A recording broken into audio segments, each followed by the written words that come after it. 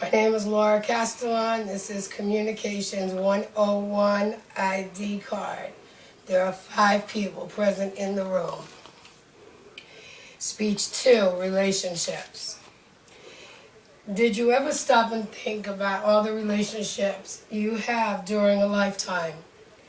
We have relationships with our parents, our siblings, schoolmates, and co-workers, and neighbors. The list of people we encounter in a lifetime is endless.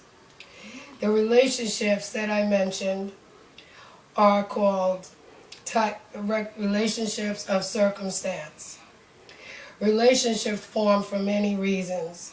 Relationships of circumstance form because we encounter each other in others' lives, or situations and circumstance bring us together. Relationships that we seek and deliberately develop are called relationships of choice. These would include relationships with close friends, lovers, and spouses. Interpersonal communications help manage relationships, and communicating can help facilitate a relationship, or it can terminate a relationship. We may be attracted to someone not just physically or sexually, but intellectually or spiritually. According to authors Beebe, and Ivy, interpersonal attraction may be deemed short-term initial attraction or long-term maintenance attraction. An example of long-term relationship would be marriage. Short-term attraction may give way to long-term relationships as the relationship progresses. When we first meet someone we are attracted to, we try to find ways to get the communication and the conversation going.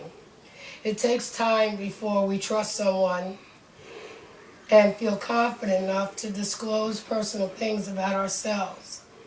Self-disclosure occurs when we voluntarily offer information that they would not otherwise know unless we told them.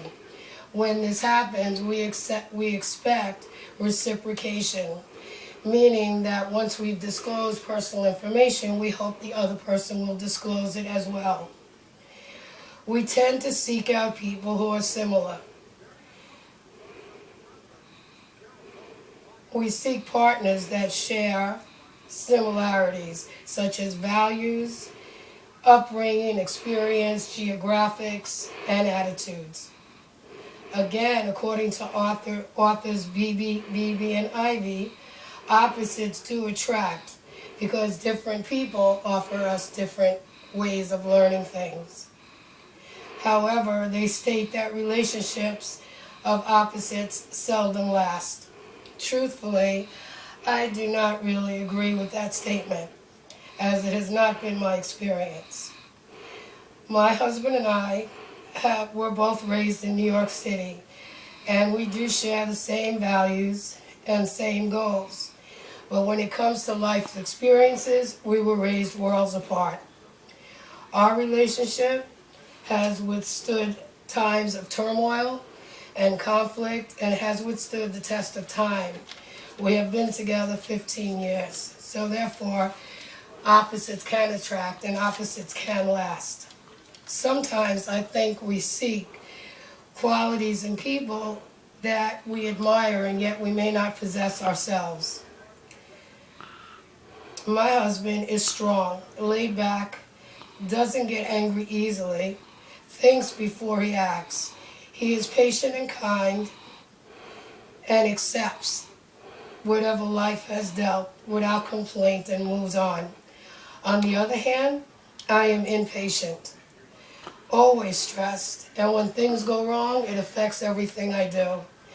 I admire the qualities he has, and I strive to learn from him.